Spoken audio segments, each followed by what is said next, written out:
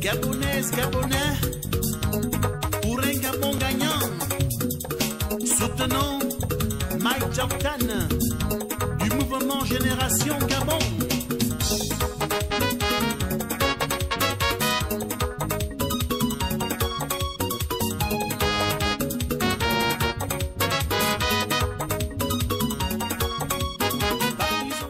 Peuple du changement, mes chers compatriotes, mesdames, messieurs les journalistes, chers amis, je vous remercie pour votre présence à cette conférence de presse que je voudrais dédier à la défense de nos libertés et à la restauration de la dignité de notre patrie.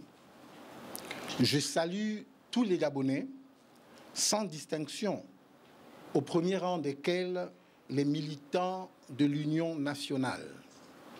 Cette année, les Gabonais sont appelés aux urnes pour élire un nouveau président de la République. C'est un rendez-vous majeur que nous donne l'histoire et les regards du monde entier seront à cette occasion tournés vers notre pays. En effet, il s'agira pour le peuple gabonais de faire la démonstration de sa maturité et de sa résilience, de rassurer les pays amis et les peuples frères, les partenaires extérieurs, bilatéraux et multilatéraux, sur notre capacité à transcender nos différences et nos divergences pour construire ensemble sur ce qui nous rassemble, nous unit et nous porte, notre destin commun, notre avenir. Il y a un temps pour chaque chose.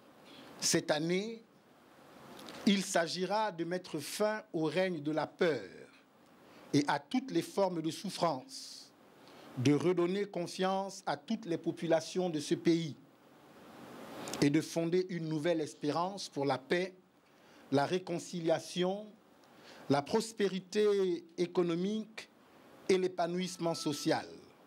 Ce scrutin et cette espérance s'inscrivent dans un contexte de grande mutation au plan international, en Afrique comme au Gabon. Au plan international, nous vivons un tournant de l'histoire de l'humanité, la fin de 5 siècles de domination occidentale et la dispersion de la puissance.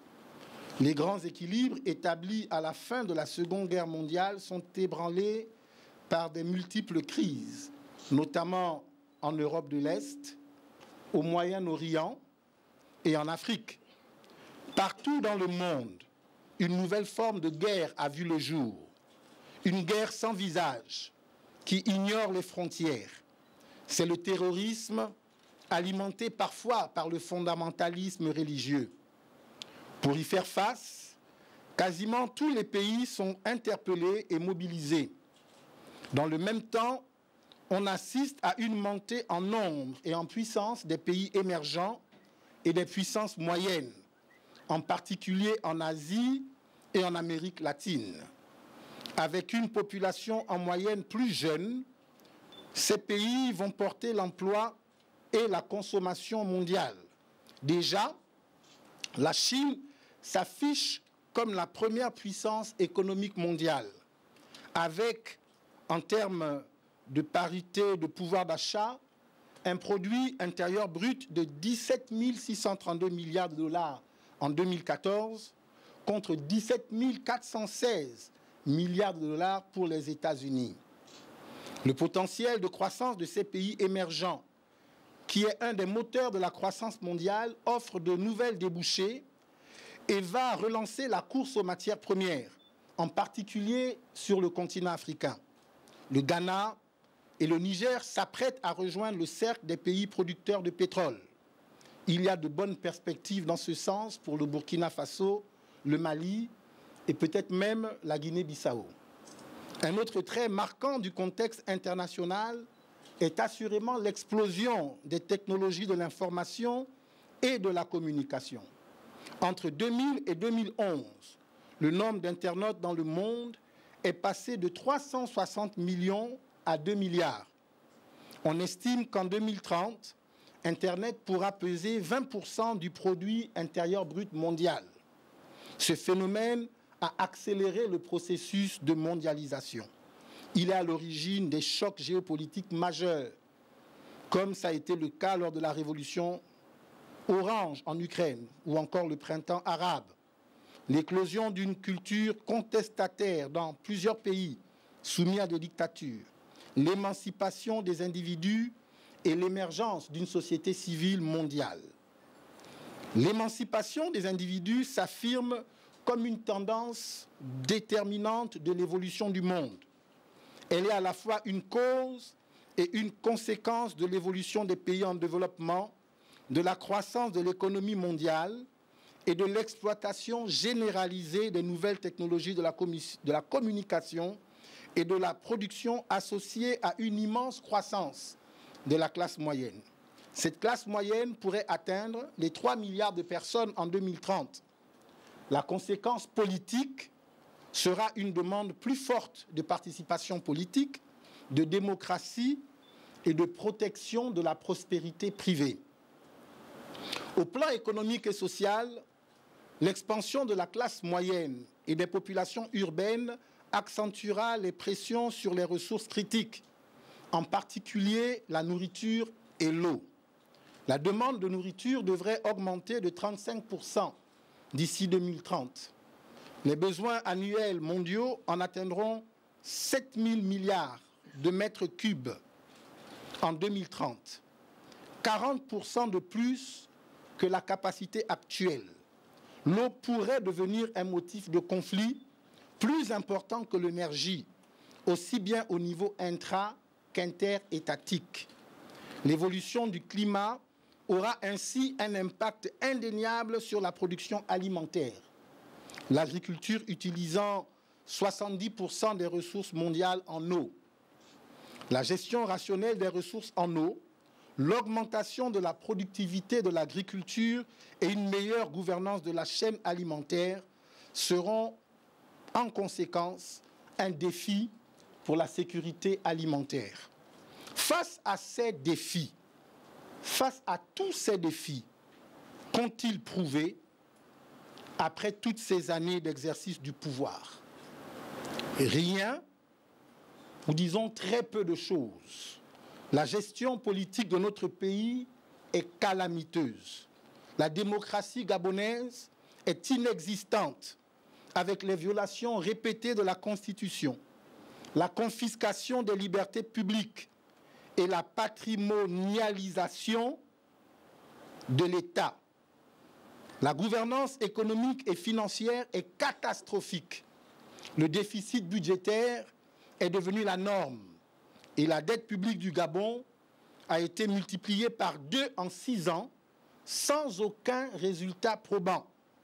Il convient, pour la vérité historique, de rappeler que les chantiers relatifs aux routes, notamment dans le sud du pays, et dont veut se prévaloir Ali Bongo, ont été lancés sous Omar Bongo, ce qui revient à dire que ces projets étaient déjà financés. En revanche, aucune des grandes infrastructures promises au début du septennat n'a été réalisée. Au contraire, l'argent du contribuable a servi à financer des mirages, le train de vie démentiel d'Ali Bongo et à engraisser ses frères étrangers. La masse salariale a été multipliée par 2 en 6 ans, passant de 371 milliards de francs CFA en 2009 à 732 milliards en 2015, sans que cela ne se traduise ni par l'augmentation du pouvoir d'achat des agents de l'État, ni par l'amélioration de la productivité des services publics.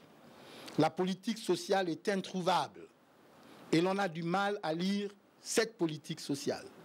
L'extrême pauvreté touche désormais 33% des Gabonais, pendant que le chômage a explosé pour se situer autour de 35% de la population active. Les problèmes de logement social, de santé et d'éducation restent entiers. Le Gabon est humilié, divisé, affaibli, et appauvri. Il doit faire face à plusieurs défis majeurs. Le défi de la paix, de la réconciliation nationale, de la consolidation des fondements de la République, le défi de la reconstruction économique, lutte contre la pauvreté et épanouissement social, le défi de la bonne gouvernance politique et institutionnelle, le défi du repositionnement stratégique du pays dans le concert des nations. Nous pouvons réussir ce pari si nous faisons le choix approprié. Les Gabonais doivent faire le bon choix, celui d'un homme fait et qui a un programme politique adéquat. Pouvons-nous raisonnablement, au vu de son bilan, espérer en un Gabon gagnant avec Ali Bongo Ondimba? Assurément non. En effet, à quoi assistons-nous depuis 7 ans? Les Gabonais assistent sans voix au règne d'un autocrate qui monopolise de façon égoïste tous les moyens de l'État. En lieu et place de gouverner au nom du peuple, il gouverne à la place du peuple et souvent contre le peuple. Les institutions de la République deviennent des moyens de s'auto-légitimer et de se maintenir au pouvoir. Les Gabonais assistent en silence à la dégénérescence des institutions de la République, à la corruption généralisée, à la dégradation des mœurs, au développement de l'incivisme et à la paupérisation de masse.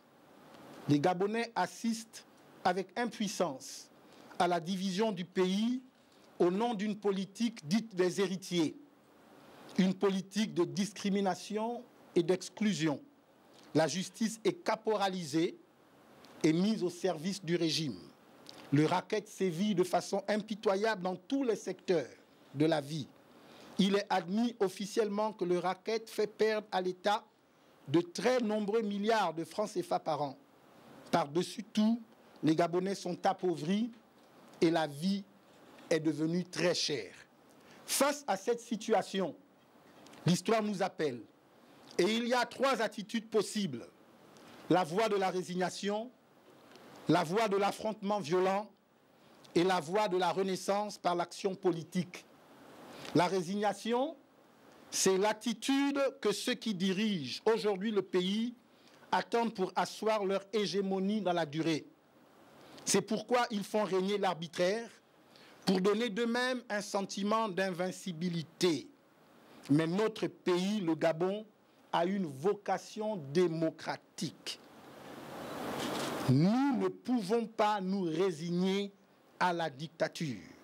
Je refuse, pour mon pays, un régime qui lui ferait perdre tous les acquis des luttes pour la liberté et la démocratie. La voie de la résignation est une voie de lâcheté. Résignation n'est pas gabonais. La voie de l'affrontement violent est une impasse. La violence se nourrit de la violence. La haine se nourrit de la haine. Opter pour l'affrontement violent, c'est choisir de prolonger la souffrance de nos compatriotes. C'est perpétuer la crise, c'est-à-dire contribuer à la décadence de notre pays. Je ne peux l'accepter. Quels que soient les sentiments qui inspirent ceux qui nous gouvernent à l'heure actuelle, je refuse que mon pays demeure dans un cycle de crise.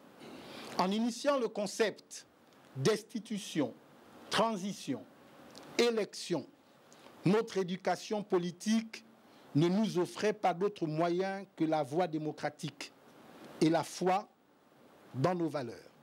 Nous restons attachés à nos valeurs, celles que doivent incarner nos institutions. L'entêtement du pouvoir en place face à la volonté du peuple et à nos exigences politiques était une manière de nous conduire sur un terrain qui allait nous mener vers des crises à répétition. C'est pourquoi depuis toutes ces années, après avoir subi toute forme de persécution de la part du pouvoir en place et le brigandage du pouvoir d'État, nous sommes restés fidèles au combat politique que nous ont légué nos devanciers. Toutefois, nous restons convaincus qu'Ali Bongo est une tragédie pour le Gabon. Et le vent de contestation dans les rues, dans les administrations et même dans sa propre famille politique est le résultat de son échec et le commencement de l'aboutissement de notre combat politique.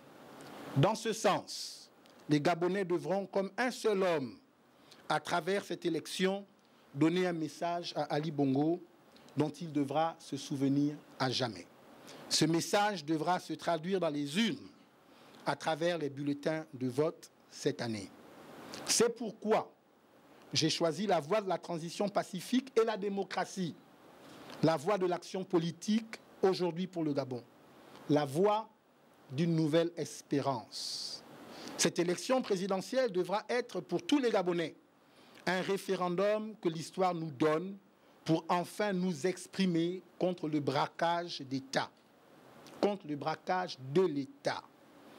Elle nous permettra de donner corps à cette nouvelle espérance avec et pour tous les Gabonais. À la tête du Gabon, ce beau pays pour gouverner les Gabonais, ce peuple si fier, il faut un homme qui non seulement connaît le pays et maîtrise les rouages de l'État, mais qui est avant tout animé de nobles sentiments pour son pays et sensible à la souffrance de ses compatriotes. Un homme d'ouverture et de dialogue qui attache une haute importance à la réconciliation nationale et à la restauration de l'unité du pays. Un président qui incarne non seulement l'alternance, mais surtout le changement. Depuis plusieurs années, je suis dans l'action politique pour que mon pays, le Gabon, soit un État moderne, prospère et démocratique. Aux côtés du président élu, André Mbaobam, j'ai appris qu'un homme doit prendre ses responsabilités quand le devoir l'appelle et lutter pour défendre sa patrie.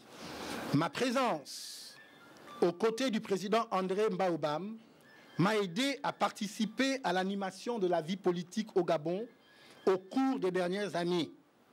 Et ce fut une expérience exaltante et enrichissante qui m'a préparé aux responsabilités que je sollicite. De Barcelone à Medoune, où il réside maintenant, j'ai été fidèle aux valeurs que nous défendions ensemble. Et la suite que je veux donner est la consécration d'une volonté et d'une aspiration. Cette aspiration est l'aboutissement d'un processus lent et long et le début d'une mission. J'ai acquis l'expérience nécessaire et les capacités requises pour relever avec les Gabonais les défis qui se posent aujourd'hui à notre pays, le Gabon. Dans mon sacerdoce de religieux, j'ai découvert que se mettre à la disposition de l'autre, être à l'écoute et au service des hommes, sans aucune discrimination, est un devoir. Mon éducation, ma formation, mon parcours et particulièrement ma participation au cœur de la campagne d'André Mbaobam et enfin mon engagement dans l'opposition depuis 2009 m'ont préparé aux responsabilités que j'ai décidé de solliciter de mes compatriotes. J'ai l'expérience utile, j'ai les capacités physiques requises, j'ai les qualités humaines nécessaires et enfin la volonté pleine et entière de relever avec les Gabonais les défis qui se posent aujourd'hui à notre pays, le Gabon. Voilà pourquoi j'ai décidé librement, en toute responsabilité, de répondre favorablement à l'appel de très nombreux Gabonais qui croient en moi et en un Gabon vraiment gagnant.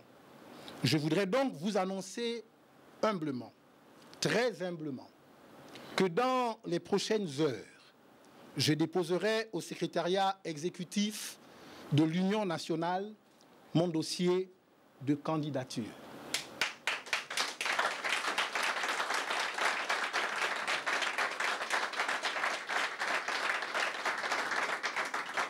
Oui, je suis candidat. Je suis candidat pour gagner. Et nous allons gagner. Nous allons gagner car nous devons gagner. Nous allons gagner car nous pouvons gagner. Nous allons gagner parce que la gestion actuelle de notre pays par Ali Bongo Ondimba est une catastrophe. Et les Gabonais nous attendent pour s'en débarrasser.